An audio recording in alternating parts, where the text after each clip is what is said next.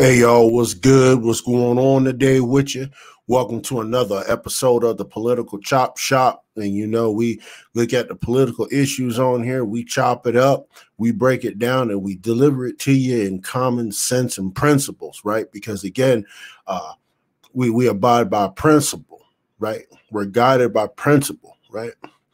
Our morals guide our principles, right? What's good for the goose is good for the gander. It's always like that. It'll always be like that. And for people that's trying to change the game or make hypocrisy over principles, we don't do that here. You know that. It's principles over hypocrisy all day, every day, no matter which way you look at it, right? So hope y'all having a good day around here. When you see this, or evening or night, whichever whichever time zone you in, I appreciate you taking time to watch this quick video about the media's faux outrage, right? The mediocrity of the media at this point in time. You know what I mean? It's deplorable, right? We know the whole controversy right now still going on with Donald Trump and this white supremacy and all this nonsense, which we know is blatantly false. Anybody that's a real researching voter knows this whole narrative is false, and they're trying to steer the low information voters away from voting for Donald Trump on some emotional trip, right? But a lot of us, especially you guys that watch me and folks like me, know we don't go down that road. We're not falling for banana in the tailpipe. That's why we do these things, these videos, these vlogs, or whatever you want to call it, to inform, the voters, right, on what's really going down out here.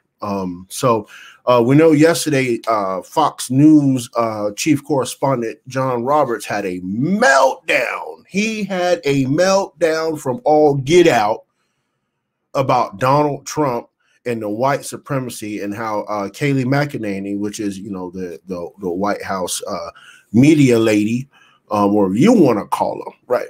She's the media lady to me. She's the public relations face of Donald Trump, right? But anyway, she wants to throw down this gauntlet.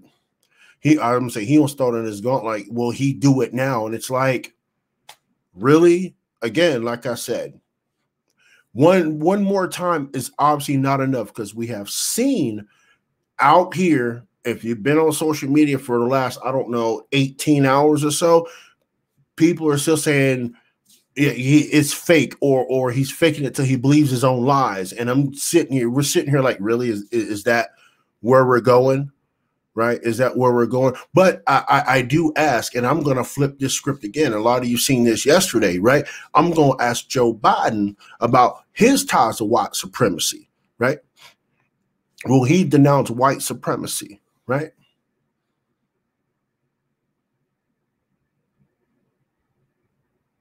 I'll wait on that, right? I'll wait on that.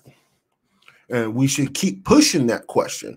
You want to throw it at Donald Trump, we can throw it at Joe Biden. I don't care how many times he's apologized, right? Just like Donald Trump has announced it 20 times, we can keep asking Biden about his affiliation with white supremacy, especially after the fact Richard Spencer just endorsed Joe Biden. So now he has to pony up, find that pony soldier that he was talking about. The pony soldier might be with Corn Pop, I don't know. But they need to huddle up and figure out how they're going to respond to this Richard Spencer thing, right? Because now the question is, do you denounce white supremacy in the face of Richard Spencer not only endorsing you once, but endorsed you twice? Right? He endorsed you twice, fam. So I'm waiting to hear your response to this, because this is going to be good. This is going to be really good. But anyway, we staying on this particular subject, the other day, a cat was actually arrested in Portland, right? This cat was arrested in Portland. Peep game, y'all. This cat was arrested in Portland. It's Alan Sweeney. And they labeled him a Proud Boy, right? They labeled this cat a Proud Boy, right? He was arrested Wednesday morning. My bad. Wednesday morning. And it says, check out, we're going to read the article a second. Well-known right-wing protester and Proud Boy member Alan Sweeney is spending the morning in police custody, according to the Multnomah County District Attorney Mike Schmidt. First of all, why have we not seen articles about these Antifa cats or Monifa or whatever you want to call these cats, right? Why have we not seen this stuff, except for the guy, the Antifa guy that shot and killed a Trump supporter for walking down the street? When are we going to start hearing about the Antifas getting arrested and making big news, right? But no, this is Portland, right? This is Portland. So what they're going to do is like, we're going to take our city back from white supremacists and fascists. So we're going to label everybody we see that is white and has guns as a Proud Boy or white supremacist. Well, we know that narrative. They've tried it with Nick Sandmann. They've tried that narrative with Kyle Rittenhouse, and people getting sued. Now I'll be surprised if this Sweeney kid, after this is all said and done, sues these cats too for this libelous slander. But anyway, let's get back into the story here. Sweeney was arrested by Portland police shortly after 6:30 a.m. on Wednesday morning, weeks after an indictment was issued on September 11th. The 50-year-old is facing 12 total charges, including multiple force assault, unlawful use of a weapon, pointing a firearm at another person, and an unlawful use of mace. He was arraigned on October 1st and pled guilty to all 12 charges. Pled not guilty, I'm sorry, to all 12 charges. His next court appearance is scheduled for November 3rd. Right? So we see what's happening here, y'all, right? We see what's happening. We're not crazy. We're not cray-cray, right?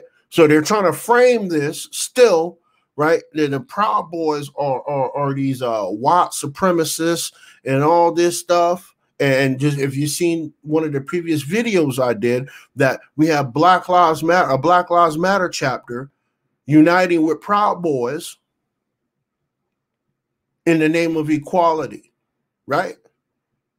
In the name of fair treatment, in the name of equal application of principles, laws in the Constitution, right? I can't say no more about that, right? I mean, personally, I know quite a few of the cats in the Proud Boys here in Salt Lake City. Far from white supremacists. Come on. I know they got Hispanic folk, they got black folk in their ranks, whole 9 yards. And you guys know I don't defend people, but it comes to a point where it's like, you know what? You're lying. You are flat out lying. The mainstream media is flat out lying to the American people. To fearmonger. It's fear-mongering, right? But I'm going to digress off that, right?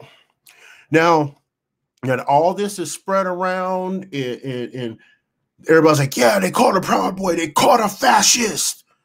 But then something funny happened.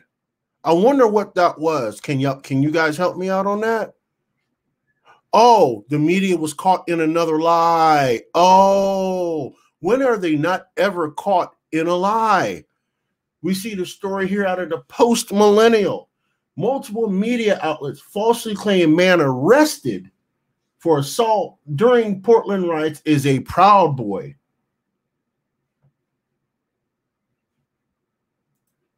Really?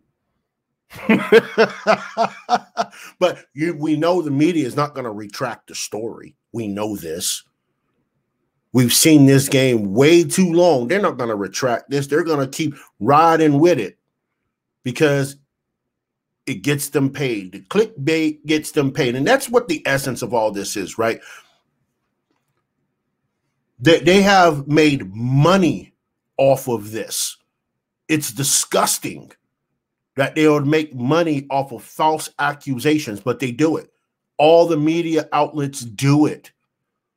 And this is what I was talking about earlier today on Twitter. You know what I mean? I have been seeing this for the last 20 some odd years. I don't take people seriously when they spew and believe everything that's coming out of the mainstream media. That includes Fox, CNN, all these all these hack publications coming out here. Right? I don't trust them. And you shouldn't either. You shouldn't trust them either, people. because you can see they're blatantly lying and they're caught in their lies, and they will not retract from their lies. They will just continue profiting off the clickbait because the dummies that click on it and believe it are just in the dark. And they're supporting it. Every time they click these lies and this nonsense, they are supporting the lie further and think in their reality, the lie is the truth for these people. That's what's sad. When the evidence, all it takes is a quick Google search and boom, wait, there's a counter narrative. Wait a minute. But no, conservative media and libertarian media and anything that doesn't agree with me is not the truth. Sorry, we're just not playing that game. But let's get back into the story real quick, though, right? The story out of the Post Millennial by Mia Cathell. She says numerous publications falsely claim that a Portland rioter arrested for felony assault among a slew of charges is a Proud Boy member. Mike Baker, a correspondent for the New York Times based in the Northwest, tweeted this morning, authorities in Portland arrested Proud Boys member Alan Swinney. He faces a dozen of charges, including assault, unlawful use of a weapon, and menacing. However, the Post Millennial's editor at large, Andy No, everybody knows Andy No. He does this thing up in the Northwest, and he does great work. So if you guys, he does great work. So look out for this cat when he comes with, the truth that's coming out of Portland and out of the Pacific Northwest, right? So Andy writes on Twitter. He says, I reached out to the organization and they say he's not a member, countering the narrative by that this mainstream guy is spewing out there. He also says this is the only arrest in Portland that Ted Wheeler has brought attention to this year. And according to the Proud Boys, Swinney is not and has never been a member. Didn't I just mention that before? How they do not highlight the Antifa arrests or any of that? It's just Proud Boys, right? Just the white supremacists, just the fascists, right? Because Ted Wheeler loves him some fascists, right? And some fascist food, right? Like fast food, right? That's what he loves, this stuff, right? He just loves it, y'all. He's got an extra Whopper with fascist cheese on it. But I'm gonna digress from that. I'm starting to clown a little bit on this, cats, and we gotta be kind of serious because this is a serious issue, guys. This is a serious issue with this broad brush labeling and things like that. So Andy No continues. He says, I reached out to the head of the organization for comment. He says Swinney is not a member. Do you have any evidence of the contrary? Enrico Tarrio, everybody knows that name should be pretty much mainstream now. Enrico Tarrio is the chairman of the Proud Boys. Told him that Swinney has never been a member of the organization through any of the chapters. Wow.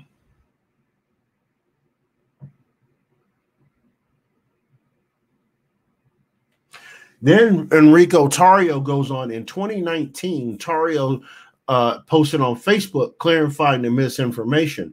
First off, Alan Swinney is not a Proud Boy, and we do not agree with the aggressive statements made by him or his tactics. For that reason, we made it clear months ago he is not a member of the group. Regardless of what he may say, Tarrio supposedly wrote, providing evidence disproving the information.